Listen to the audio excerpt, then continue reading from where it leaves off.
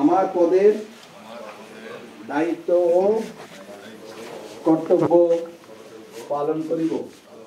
আজকে শপথ গ্রহণ করলাম। আমি দ্বিতীয়বারের মতো আমি বিয়ানীবাজারবাসীকে অভিনন্দন জানাই। বিয়ানীবাজারের সর্বস্তরের জনগণ সবাইকে আমার আন্তরিক অভিনন্দন, শুভেচ্ছা ও কৃতজ্ঞতা জানাই যে সবার প্রচেষ্টায় আমি দ্বিতীয়বারের মতো উপজেলা চেয়ারম্যান আজকে এখানে শপথ গ্রহণ করেছি। আমি মনে করি যে গত যে 5 বছর আমি উপজেলা পরিষদে যে দায়িত্ব চালিয়েছি, এবারের বিষয়টা আরও চ্যালেঞ্জিং হবে।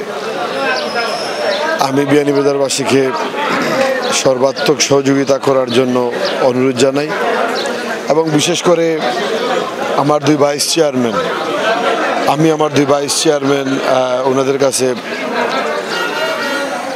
আহ্বান জানাবো। ওনারা যেহেতু নবাগত,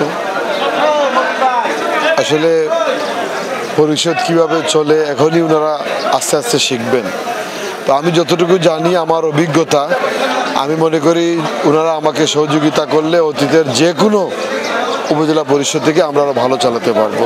এবং আমার বিয়ানীবাজারবাসী যারা প্রবাসে যারা রয়েছেন, কারণ আমি সবসময় এটা মনে করি যে আমার প্রবাসী যারা আছে, আমার বন্ধুবান্ধব বিয়ানীবাজারবাসী, এরা আমাদের বিয়ানীবাজারের প্রাণ।